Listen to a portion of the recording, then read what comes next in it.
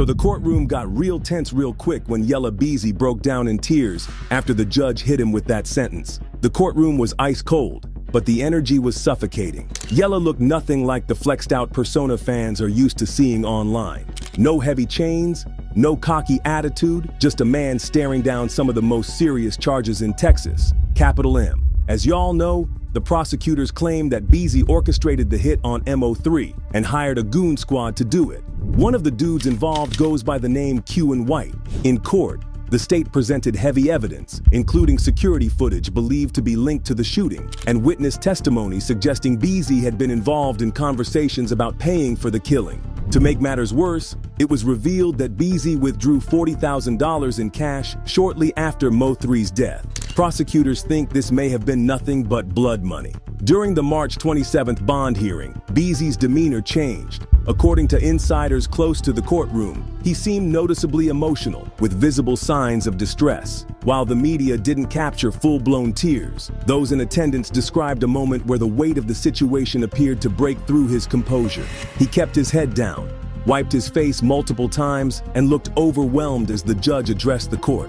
Judge Gracie Lewis decided to reduce Beezy's bond from $2 million to $750,000, but the ruling came with strict conditions. The court is going to reduce the bond to $750,000. The court took into consideration. But Beezy was barred from having any contact, direct or indirect, with any witnesses or victims tied to the case. Despite the reduced bond, the judge acknowledged Beezy's assets, including his Frisco mansion and bulletproof GMC Denali, and shared the prosecution's concern that he posed a flight risk. As for his team, Beezy's defense team seemed pleased with the ruling, expressing that they intended to fight the case with full force. His grandmother also took the stand, stating that he could not afford the original bond. That testimony, paired with legal arguments, appeared to sway the court just enough to grant the reduction. And ultimately, Beezy was released on March 28th after posting the lowered bail. Even with that small win,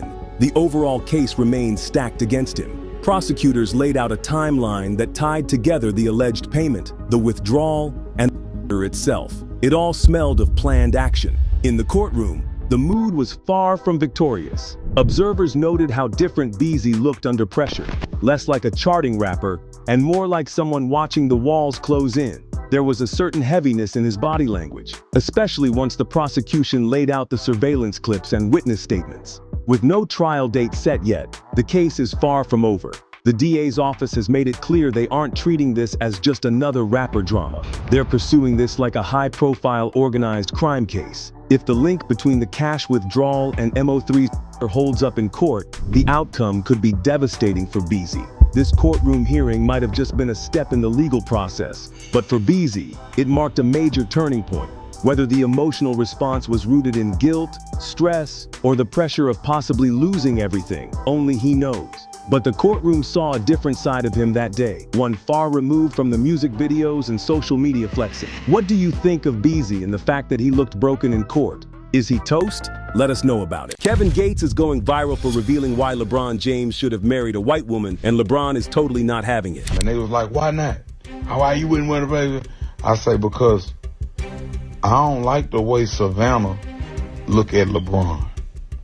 So it seems Kevin Gates has a major problem with the way Savannah looks at LeBron, because during a live footage, he talked about how he was in the comments when a group of guys asked what he would do if he had LeBron's kind of money. And according to Kevin, he wouldn't want to switch sides with LeBron and have all that money simply because of the partner LeBron chose to do life with. And if you think that's a crazy reason, wait till you hear why he doesn't think Savannah isn't good enough for LeBron. To Kevin, Savannah doesn't look at LeBron with that awe that other women, specifically white women, look at LeBron with, and that to him is already a major red flag. I like the way them white women look at LeBron. Like when soon as he walk out there, they just be like, oh, they be d***ed out. Also, in his words, whenever LeBron walks out to the court, the white women are in a chokehold, almost like they might pass out any minute from LeBron's awesomeness. But Savannah just shrugs her shoulders and behaves like LeBron is bothering her. And let's just say a lot of people had so much to say about Kevin's judgment, including LeBron, who wrote, "Kings don't concern themselves with the opinions of peasants. Where to next, Queen? Let's get it." And to make the response even more epic, he posted a photo of his wife looking at him with all the admiration in the world. Because everyone who knows LeBron knows he doesn't play about his wife like that. And everyone in the comments were proud of that move. But of course, there were still those who felt Kevin Gates was right, and that for a man as successful as LeBron, the kind of woman who was best suited for him was a snow buddy. But others felt the reason why Savannah didn't behave like the white women Kevin Gates spoke about whenever she saw LeBron on the court was because,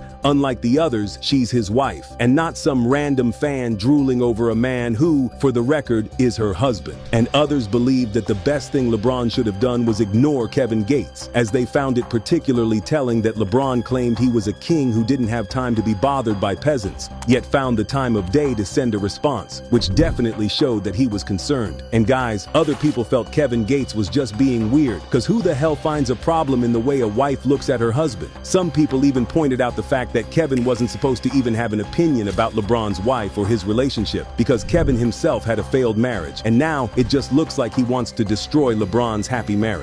And to top it all off, the fact that he specifically praised the way white women look at LeBron made people feel like he was projecting his insecurities onto black women. Like, he chose to criticize Savannah and uplift white women, making it feel like an unnecessary attack on black women as a whole. But guys, at least LeBron James clearly told Kevin Gates off, and even though most people would have preferred LeBron didn't respond to Kevin Gates at all, others were glad that he stood up for his wife. But let me know what your thoughts are on this. Do you think Kevin Gates was right about what he said about LeBron's wife, or do you think he was just yapping and didn't make any sense at all? Let me know your opinions in the comments. And don't forget to like this video and keep watching this space for more juicy celeb content.